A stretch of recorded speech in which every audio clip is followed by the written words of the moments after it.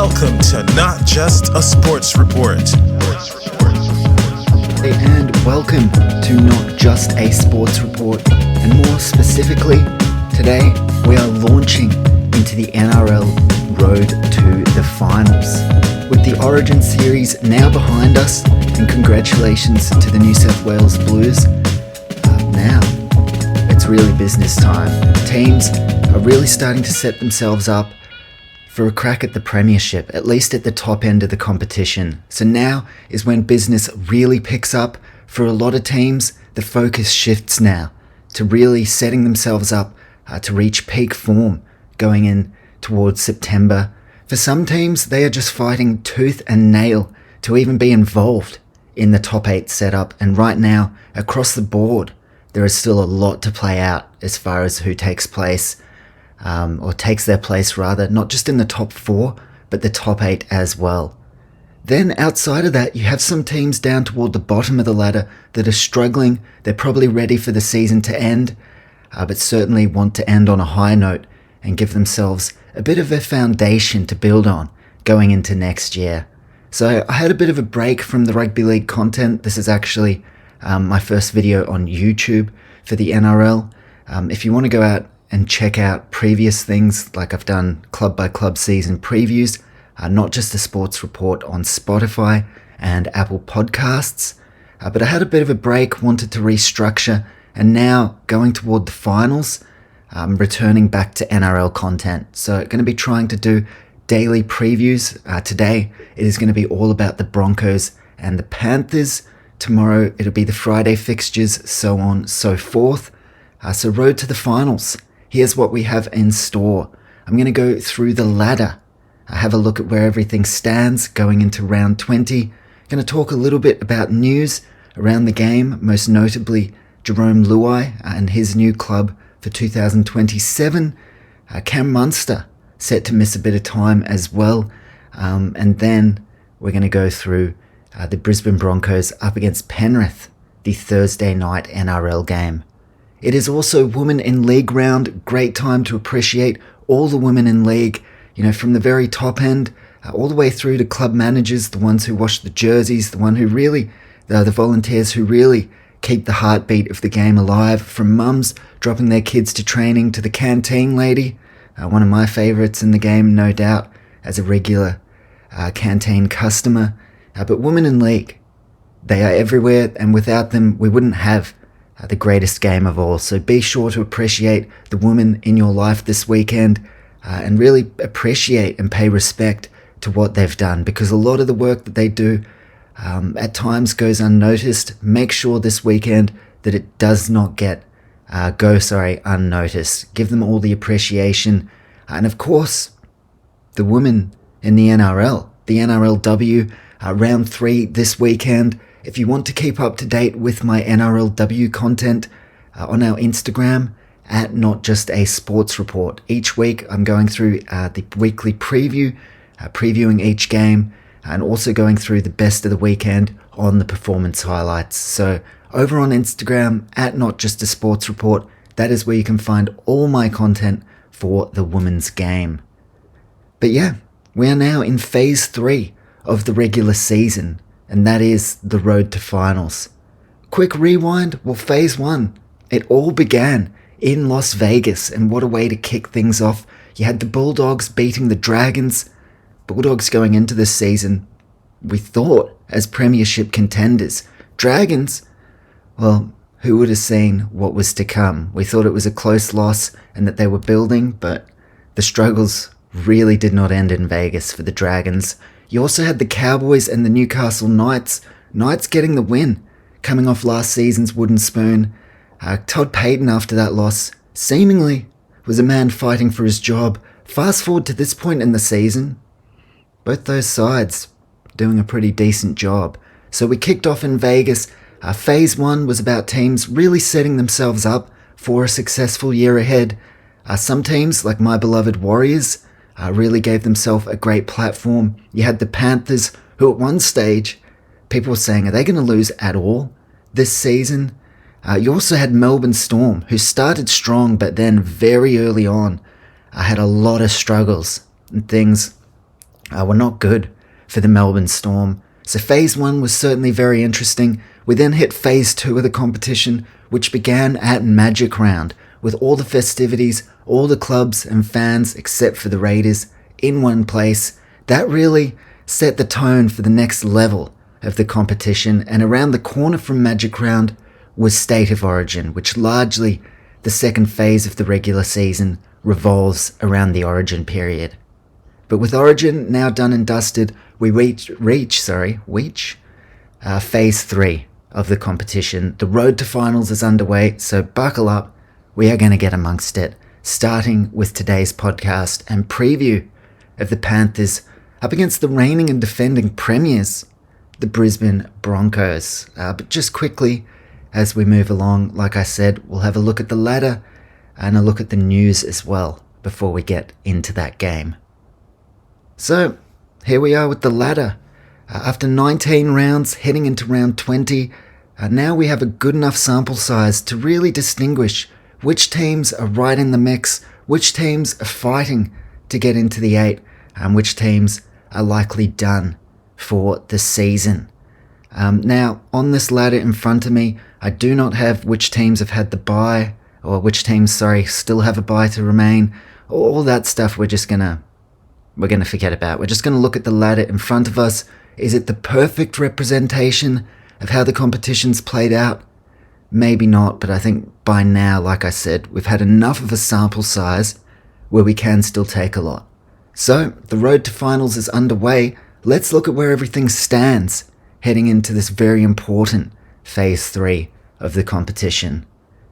Right up at the top, you have the Penrith Panthers. I think there is no question at all. They are the team to beat. They are fresh off of a bye where they collected 2 points, which now has them 2 wins clear of the Warriors in second. Panthers, undoubtedly, they are the team to beat. They are the clear competition frontrunner. We have seen them in previous seasons get it done as well, so there are no real questions, or there are definitely no questions about whether they can rise to the occasion. So right now it is Penrith, and then it is everyone else. Now, if it's your first time checking out any Not Just a Sports Report content, you may wonder who I support. Well, they're sitting in second. I cannot believe it. Now, over the course of the year, I've certainly been able to believe, but going into this season, I really didn't know what to expect. I thought we were going to need Luke Metcalf. Turns out, we've barely had to call upon him at all, and now he's off to the Dragons. But I support the mighty New Zealand Warriors. Absolutely stoked. It's kind of at the point, like I said, Penrith definitely the team to beat. But now, as we're about midway through July, the wheels are starting to turn. I'm thinking, okay, I might have to start, putting things in motion, talk to my boss, work out some time off for October. Now, I don't want to get too ahead of myself, but it's just these things take some planning. And now I'm slowly starting to think, maybe, just maybe, the Warriors could be there come the grand final. I'm starting to think about, okay, how do I make sure I'm there if it does happen? So absolutely stoked to see my club in second. The job Andrew Webster has done and the team has done is incredible. Whenever I speak to my mates who support them as well, one thing that really stands out is the depth at the club. Especially going into next year is wild. You're going to have Khan Pereira, Dallin Watene-Zelezniak, Will Warbrick fighting for wing spots, the centres, which had been a position we needed to strengthen. Certainly a lot of competition for spots there. The forward pack, likewise. And going into this year, it seemed like we were going to be really reliant on Mitch Barnett, Luke Metcalf, as things would turn out. Like I said, Metcalf has barely played a game for us this season. Mitch Barnett as well, leaving the club at season's end. But yet, we're sitting second. I say we like I've done anything. But absolutely stoked to see the club where they are. I'm really keen to see just how far they can take it. Third position, the Sydney Roosters. Now, some of you may have listened to my series before the season began, where I went club by club and did a season preview. With the Roosters, essentially I said that I thought they would be genuine premiership contenders, but I specified I think they need to make the top 4. There had been some seasons recently where at this time of the year, in the run home, they were the formed team of the comp, but they hadn't put enough of a season together in the early stages to finish top 4. And then they just left themselves with too much to do trying to win the premiership from, say, 6th position. Roosters, though, if they finish in the top 4, they could very well be the biggest threat to the Panthers. Right now they sit 3rd. So definitely got to give the Roosters some respect as far as being strong premiership contenders this year. The key, I was going to say the question, the key will be maintaining that spot on the ladder or even looking to build on that. 4th position, the Cronulla Sharks. Again, if you listen to my series in the preseason, Sharks were my pick to make the grand final. I picked Penrith to win it all, but Sharks, there were times I was genuinely wrestling with the idea of picking Sharks to win this year. And over the past few years, every year when I've done a season preview for the Sharks, there's been a theme. Last year, it was about contending for the premiership. And as far as their premiership evolution, this year's theme was that the window is now for the Sharks. I feel like this, with the current squad that they have, this is the year that they need to go and get it done. Next year, there's going to be a lot of changes, even just in the back line. Sione Katoa is leaving, Jesse Ramian's leaving, Talakai, Maweni Hiroti, Chris Villiers. That's just within their back 5 depth. So for the Sharks, with the group that they have, I really felt like this was the season after making preliminary finals and really showing added layers each season. I felt like this was the year. Now, it hasn't been a perfect season, but now, coming into this important stretch toward finals, Sharks are in 4th place. I genuinely think they can go all the way. So right now, within the top 4, there are some very strong contenders. 5th position, the Newcastle Knights. What a turnaround from them under Justin Holbrook to go from a wooden spoon to right now knocking on the door of the top 4. So their fans will be very eager to see them go on with it. But, the competition, you've got the Sharks in 4th on 26 points, all the way down to 8th, Cowboys 24 points, just 1 win behind. So the race for the top 4 is not done. The race for the top 8 still wide open as well, so Newcastle gonna have to keep going. South Sydney Rabbitohs, they are on 24 points in 6th position under Wayne Bennett with the squad they have. If they can get Latrell Mitchell to come back, not have too many injury issues and go back to the form that he was in, Rabbitohs at their best can trouble any side. 7th position, the Dolphins. A week ago, we're talking about them as a premiership contender. 66-0 later, all of a sudden it's a very different outlook. So for Dolphins, a lot can change in just 1 week. They've got a few weeks before finals. Now, the trend with the Dolphins has usually been pretty similar. And unfortunately, so far in their history, the trend is around this point of the season is when traditionally they have faded and failed to make the top 8. So there is still a lot of work from them to do. But at their best, certainly a team to consider. Cowboys, they are in 8th position right now, with Sea Eagles 1 win behind them on 9th. So that actually was a huge win for the Cowboys on the weekend against Manly. They're going to have to keep winning though. Manly, Kieran Foran, one of the stories of the season. Manly right now in 9th position. They are going to be looking to get right back into the 8 in round 20. Melbourne Storm, 2 wins outside of the 8 right now.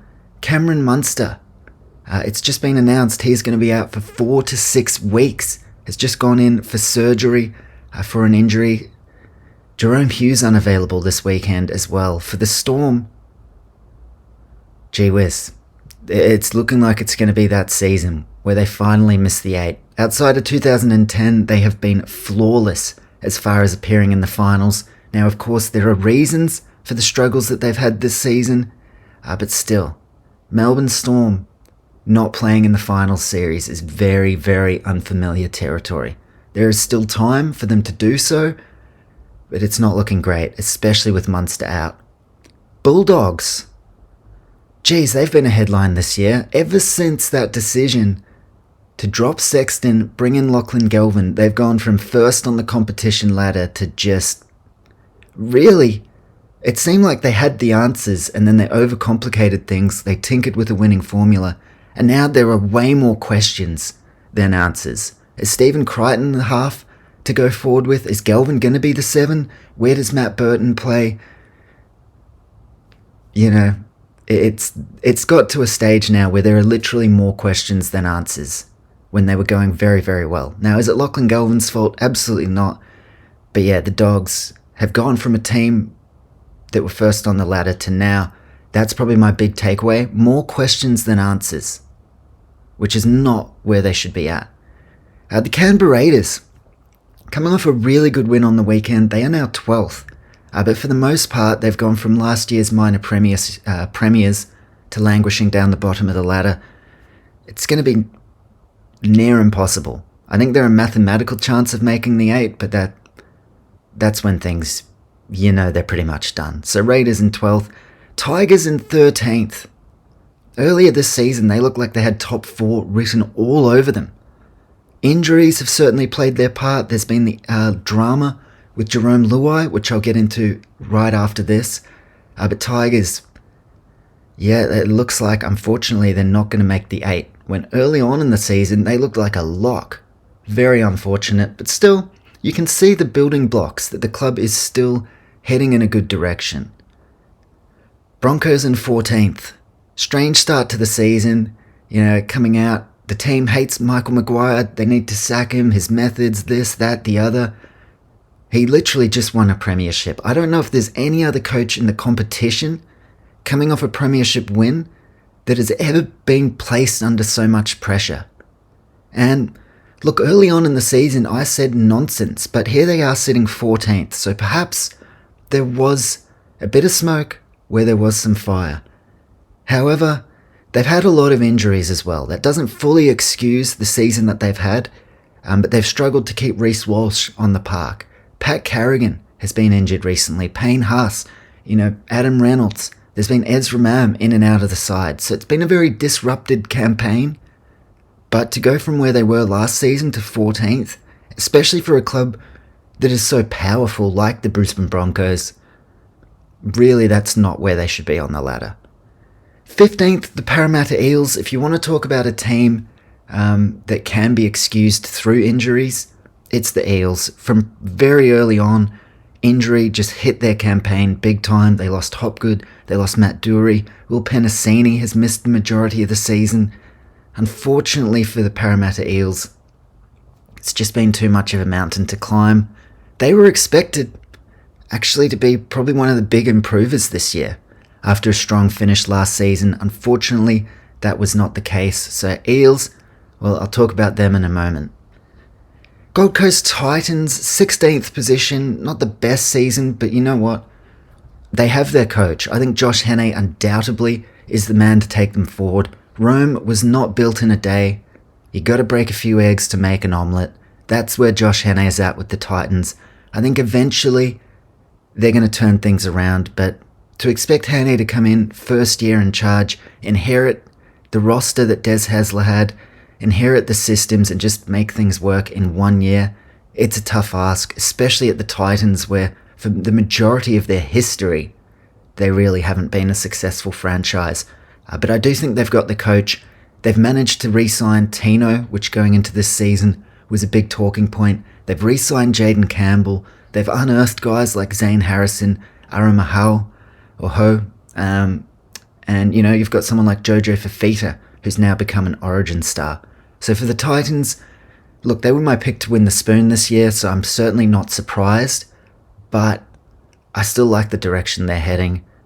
And then the Dragons. Look, I do not have the time to go through the Dragons right now. They're 17th. At the start of the year, it was Shane Flanagan. Here now, it is Dean Young.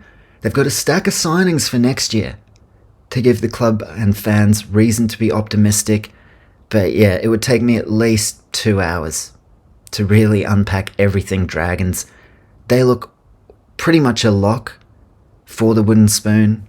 But look, they'll be playing to try and scrape their way off the bottom of the ladder. So that is how things are looking going into this road to the finals, you'd probably say out of the race, definitely Dragons, Titans, Eels, Broncos. It's done, let's be honest. Tigers and Raiders, it would take a miraculous run, I believe, to get it done. Even then, I'm not quite sure whether they could do it. Storm and Bulldogs, hanging on by a thread. And then you've got Manly, who are just outside, but they could certainly work their way in. A team could drop out. That is how the landscape is looking. Now, the road to the finals begins. Just quickly, before we get into the Thursday night game, having a look at the breaking news from today. Jarome Luai signs with the Parramatta Eels for 2027. Of course, we know that Luai is on his way to Papua New Guinea in 2028 as their marquee signing. But over the last couple of weeks, news breaking that Tigers essentially told Luai he was free to go at the end of this year. Essentially, it helps them balance their books. They've got Latu Fainu, Javon Andrews has been going really well in the lower grades. They've got a few guys looking for contract upgrades, and Luai, well, he's leaving anyway. So, Tigers have made the decision in the best interest of the club. They believe letting him go early will allow them to lock up some key parts of the future. And they've also got Jake Averillo coming to the club next year, potentially to play 6. And Josh Schuster, who signed a training trial. He's not on an NRL deal, but I must say, I saw a photo of Josh Schuster at training. He's looking fitter than I have ever seen him. And look, I'm probably not the best judge of fitness. I'm not exactly fit myself. But Josh Schuster, the shape he looked in, I was like, oh shit. Like, it's a longer shot, but there's potential. Maybe Josh Schuster could step into that position. But Jarome Luai, the decision has been made. The question then was, given that he was linking up with PNG in 2028, well, where would he be next year for just one season? We now know Parramatta Eels. Now, obviously with Eels, they've just had that Jonah Pezzett situation where he's had the stopover. I know some people, like, the optics of it aren't great, but I actually think Eels have made a really good decision here. Firstly though, a couple of the talking points from the Tigers side of things. Jarome Luai, there's been talk about the contract clauses. Just a year or so ago, we were being told not to worry, that really it was just there for stability. If the club got rid of Benji, then Luai would probably go. I thought, honestly, that it was a non-issue. I really didn't think the clauses would come into play. Well, they did. Now, you cannot begrudge Luai for signing with PNG. It's the money on offer, the opportunity. But it's come back to bite the Tigers. This key signing that they had to transform the culture, just a year or two into this deal, he is now leaving to PNG with a stopover at the Eels, so the clauses did come into play. Unfortunately, that has been one of the massive talking points. I can't really be bothered, honestly. It's something, I haven't read the contract. But was it the right call to have the clauses? Was it the wrong one? Hard to tell. Has it been a success or has it been a failure? Look, honestly, I wouldn't say it's been a success, Luai's time at the Eels, or at the Tigers rather. I definitely would not say it's been a failure. And if I was swinging to one direction, I would definitely be leaning more towards success. They went from perennial wooden spooners to having hope and having a genuine direction at the club. And during times where Benji was under pressure, where the club were really under scrutiny, Luai alongside Api Coruscant really was, I guess, the staple of the team under Benji. He was someone that never wavered, that Benji was the guy to take the club forward. And during a few tough moments, Luai was there fronting the press. So I think it's been closer to a success. Given that they haven't played finals or anything like that, I wouldn't say it's been a fully complete or fulfilled deal. But nonetheless, it is what it is. He's leaving the Tigers.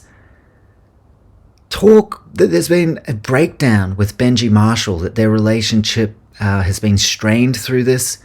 Look, there's been a lot of opinions on it. I decided whose opinion would I listen to. I'll listen to Benji's. Benji essentially came out, said it's media bullshit. I'll take that.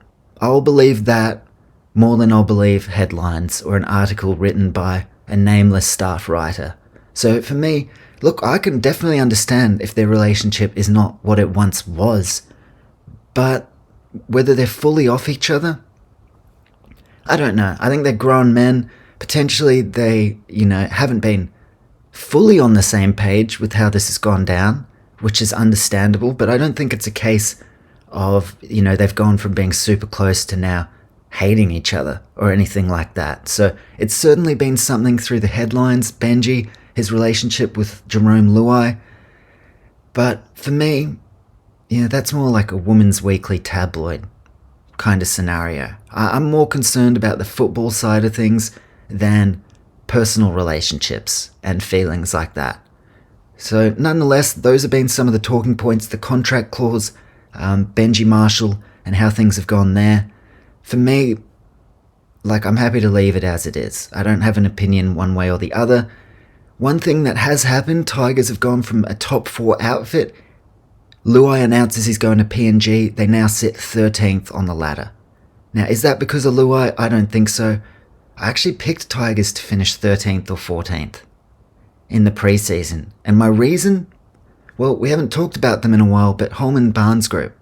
They're saying this jersey's too orange. They were trying to rename them to the Magpies. There was all this drama around the club. Shane Richardson left.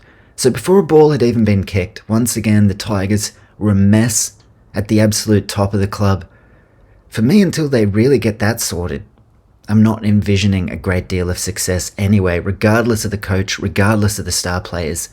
But yeah, they have gone from top 4. Since all this Luai stuff has played out, they are now 13th. I think injuries have also played a big part. A couple of other points on this. Parramatta Eels, they had Jonah Pezzett for the past season. Hasn't been the greatest deal. Now they're going another short-term move with Jarome Luai. Personally, I love it. I spoke in the pre-season very clearly. Lorenzo Talataina, he is the one to go forward with. They've also got another bloke, Lincoln Fletcher, I think his name is. But young Lorenzo, I think he is clear as day, going to be the 6 to go forward with. But it's a big ask. It's going to be too much this season to rely heavily upon him. I think going into next year, you also don't want to be too reliant on a rookie. So now Jarome Luai comes in. What better mentor for Lorenzo to have than Jarome Luai? A guy who has 4 premiership rings and has experienced success at just about every level of the game. He comes in.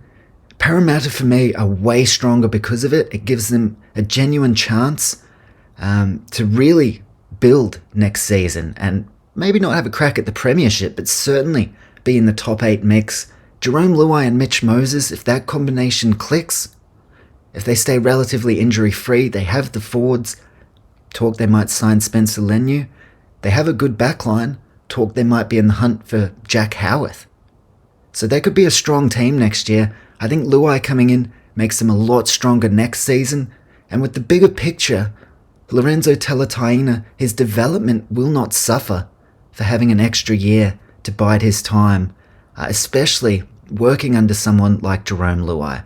So from the Eels' perspective, I know there would be some criticism around them signing players to a 1-year deal. For me, I actually think it's a great play. Luai, why wouldn't you take him? Definitely a better option, respectfully, than the halves they have right now. And for Lorenzo, who is clearly the future, gives him a year to learn under a guy that has almost a full hand of premiership rings. So Eels, for me, I think massive tick.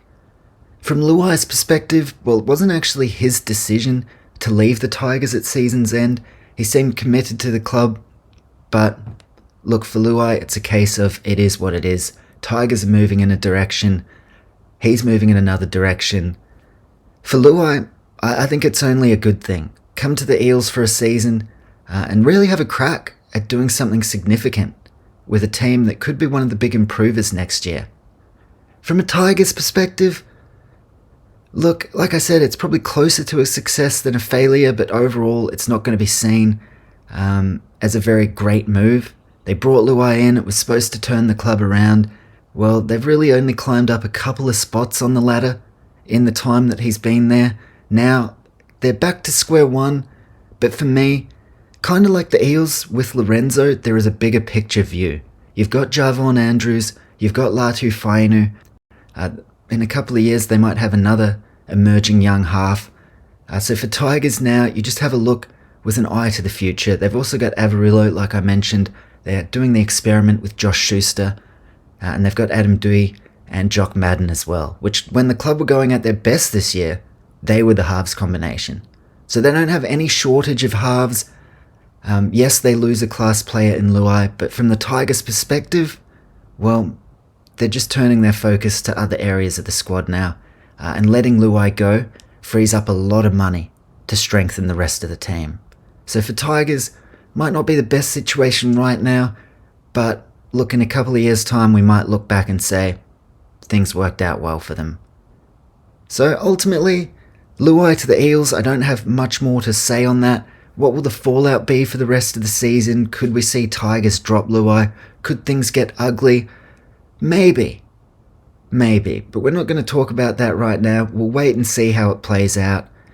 But ultimately, that is going to be a headline, no doubt, especially any time the Tigers lose. Luai is going to come into question, his relationship with Benji. That's just the nature of the beast. Honestly though, there've been a couple of times this year where Luai has been under question and he's come out and killed it. There was one game earlier in the year where he came out and was dominant. And then very recently, when he and the side were being criticised, he came out and scored a hat-trick. So for me, there have still been signs that Luai is playing close to his best football. But as I said, nature of the beast, anytime they lose, we're going to be talking about Benji, we're going to be talking about Luai, and the Tigers in general.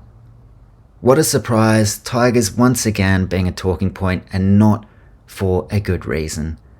But now we're going to move on, and we're going to preview the game that we're getting into today. Thursday night, NRL Road to Finals truly begins. We have got the Penrith Panthers up against the Brisbane Broncos. A very strong recent history between these sides. A couple of years ago, it was Nathan Cleary putting on a clinic in the grand final to bring the Panthers back into it when they looked defeated and to win yet another premiership. The Broncos had to pick themselves up, and last year in the prelim final, they pulled off an iconic comeback victory to send the Panthers packing to end their hopes of 5 straight premierships, and for Brisbane, they would go all the way. Now, going into this season, honestly, you would have marked this one on the calendar as a very significant game heading into finals. Unfortunately, Broncos have fallen off a cliff. So for Panthers, it's significant. For Brisbane, I think the season is done at this point. Last time they met, it was round 1 this season. Going into the year, Suncorp Stadium, we were really keen to see the champions in the Broncos up against the championship team in the Penrith Panthers. Penrith won 26-0. An absolute shutout. Maybe that was a sign of things to come.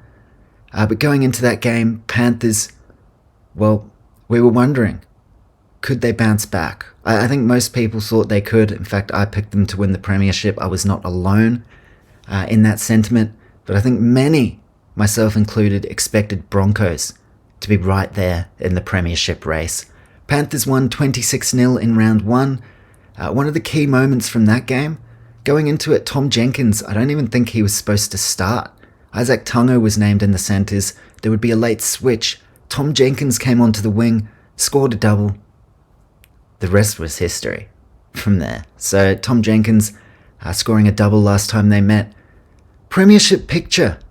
Over the course of this week, while I go through each game, I'm going to have a look at the premiership picture, where these teams are at. Panthers, as I mentioned, they are the clear favourites. They are the team to beat. They are going to be very hard for anyone to stop. So when you look at the premiership picture, front and centre are Penrith. Broncos, gone. They're not going to win the premiership. It doesn't look like they're even going to make the top 8. So really, they're not quite relevant to this premiership conversation. Recent form, Panthers have won 9 of their last 10. Only losing a couple of games this season.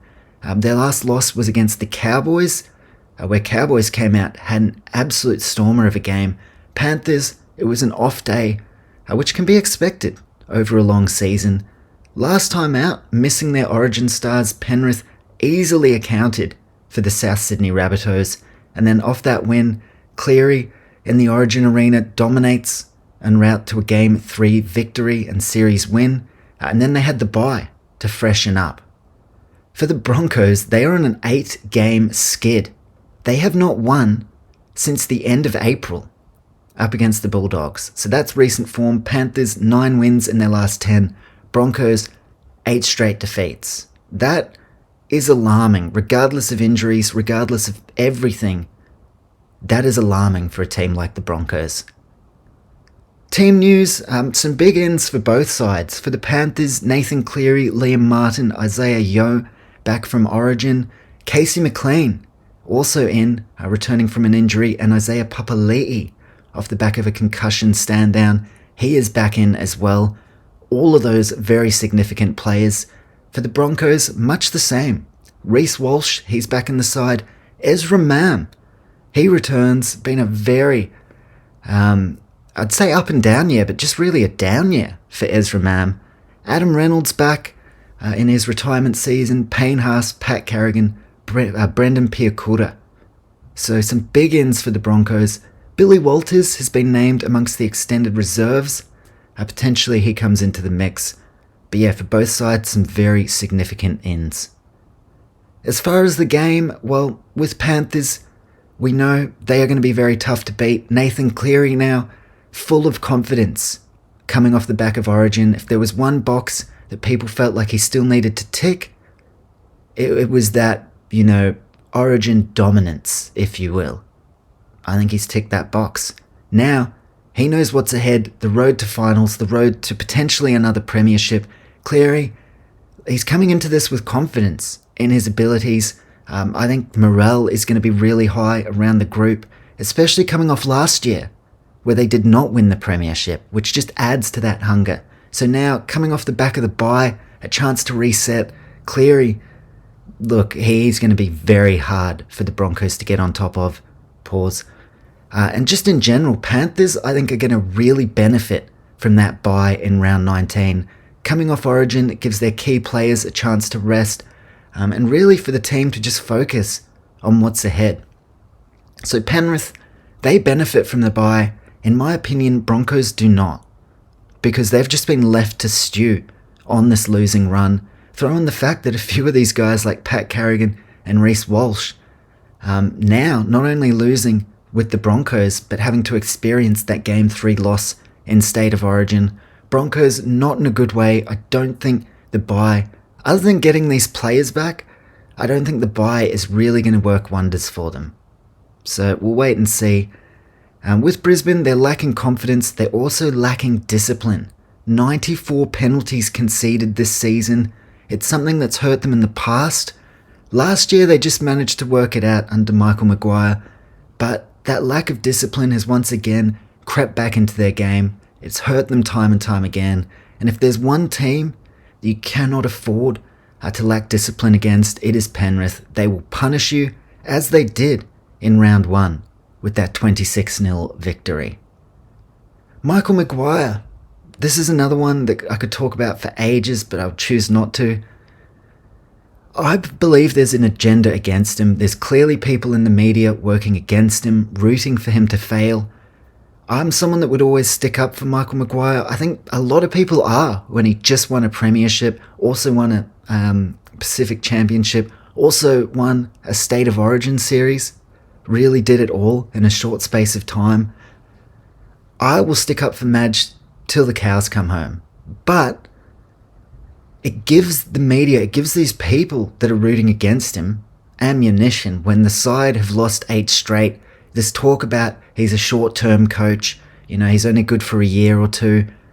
This being the second year at the Broncos and looking at the fall-off they've had, it makes it hard to argue against this case on his coaching. So for me, the fact that he's under pressure and there's talk, should they move on from him, I personally think is ludicrous, Shout out to him, great rapper from the early 2000s. But I think it's ludicrous. I don't think it should be a talking point at all. But the best way you can stop that is to have a team winning. And right now, 8 straight losses, the noise just grows louder. As far as job security, Madge, look, Broncos aren't going to get rid of him. But going into next season, it's going to put a lot of, I think, unwarranted pressure on he and the team. Speaking of pressure, well, it's not just the coach. There's star players under a lot of pressure coming into this one. Reece Walsh coming off an iconic final series last year where he was just on another planet as far as his form. He hasn't recaptured that form this year. And look, he's under pressure to perform. Ezra Mam, he's another one. His form has just dropped off massively. Now, he has been dealing with injuries. He's another one, though, that is under a lot of pressure. Adam Reynolds, unfortunately, Father Time is undefeated. He is someone that is such a classy player, but this year, at times, it has looked like potentially he's gone one season too many. I'm not willing to write him off because, as I said, he is a class player, but certainly a lot of pressure on Adam Reynolds. And Shibasaki, the drop-off for Gahamut Shibasaki as well has been massive. So for some of the guys that had really been the stars of last year's premiership glory, it's just been totally the other end of the spectrum this year. They come into this one under a lot of pressure to turn things around.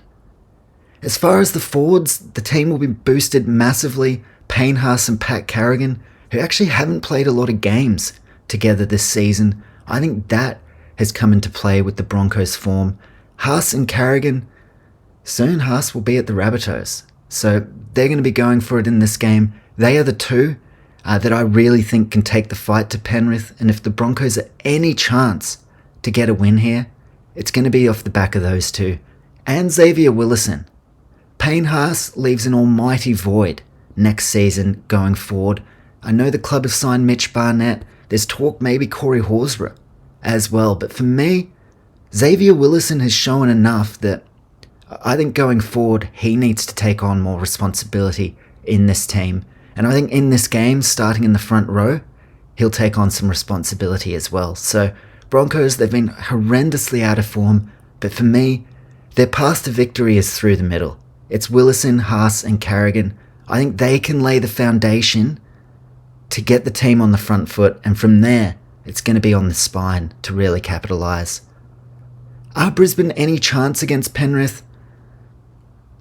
I don't feel like they are. Crazier things have happened, but the cohesion is almost non-existent. Everything that was working for the Broncos last year is not working this season, and it would be stunning if they beat Penrith. Again, crazier things have happened, but as far as their chances, I'm not liking them. For Penrith, going into this one, the focus coming off the back of Origin now shifts to the premiership push. They know the road that's ahead of them. They know what it takes because they've done it before. And look, as they gear up for a redemption on the premiership front, who were the team that took it from them last year? The Brisbane Broncos. So what better way to really begin the road to finals than to just kill any chance Broncos have? To be the ones, after Brisbane ended their season last year, to be the ones that definitively end Brisbane's premiership defence this year. That is what Penrith have in front of them. I think they're going to come out, they're going to be motivated. They're not going to have forgotten that Brisbane were the team that went all the way last season. And I think it would be fitting that it is the Panthers that end the Broncos run this year. As far as their team, look, you can't fault Penrith anywhere. It's going to be a backline blitz. Dylan Edwards, he's going to be very busy in this game as he's been all season. And he's not just a hard worker that takes the tough carries. Over the last 2 or 3 years, he has really added a world-class touch to his game as far as playmaking, even as far as, a kicking game. Dylan Edwards continues to level up. He is someone that has a very key role in this game. You've got Brian To'o. Look, we know what Brian To'o does, especially coming out of his own end. Tom Jenkins scoring tries for bloody fun. Casey McLean back in the mix. Best is still ahead of him, but he's in career best form. Still with at least a decade in front of him. Paul Alamotti up against South Sydney, he put in a masterful performance. So Alamotti, he is constantly going to be busy as well. Across the back five, Brisbane are going to have their hands full. Then you've got the conductor, Nathan Cleary. He is calling the shots. For me, it's his kicking game that's going to be key here. I think he is just going to have the ball on a string. Brisbane, they're going to be really struggling to get out of their own end without making critical errors. And anytime they do make an error, Penrith are going to make them pay. But ultimately, the backbone of their game plan, it's going to be Cleary, kicking them into corners, putting them under pressure. And I think close to the line as well, his short kicking game. Being able to really put the Broncos on the ropes. Throw in the fact that while Cleary's really running the show, you've got Blaise Talangi as the running 5'8", very creative, very fast, very dangerous, with some guys to work with on that left edge as well. Whilst Cleary's the one running the show, if Brisbane get too caught up in trying to stop him, it's just going to free up Blaise Talangi to punish them as well. So halves, massive tick.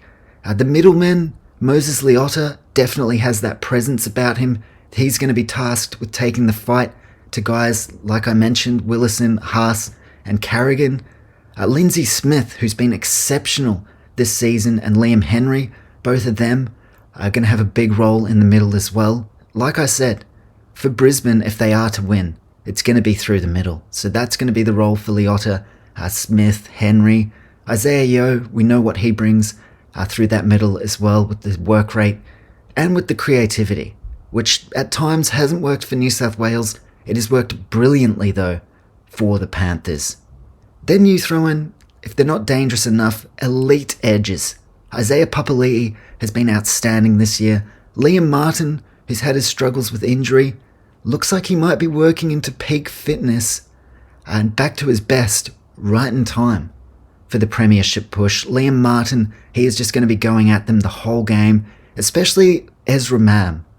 I reckon Liam is going to take it upon himself to really just go at Ezra the whole game, try put a player that's already out of form and out of confidence just under more pressure than ever. And from there, with Broncos, the mistakes seem to come. I think Liam Martin is going to force a few mistakes from the Broncos. I think Cleary's kicking game is going to force a few mistakes. And ultimately, whenever Brisbane make a mistake, I think Penrith are going to find a way to punish them. So my first tip for round 20 and this road to the final series, I think Penrith are going to be far too strong, far too classy. The question is, can anyone stop them in this year's premiership race? So I'm taking the Penrith Panthers. That is it for today's podcast. Next up, I'm going to be going through the Friday action. I'll be talking about the Cronulla Sharks and the Newcastle Knights. 4th versus 5th. Genuine top 4 implications in that clash. And we're also going to have the Sydney Roosters, who sit 3rd, up against Melbourne Storm, really now in a win or go home situation. So if you thought the Thursday game was big, it's massive for Friday. That is what is up next. If there is any news that comes out in between now and then, I'll also speak about that at the top of the podcast. But we've been through everything we need to for today. The road to finals underway. Now, the best is absolutely ahead of us. So we're done and dusted. Until next time, take care of yourself, and I will see you very shortly for the NRL Road to Finals.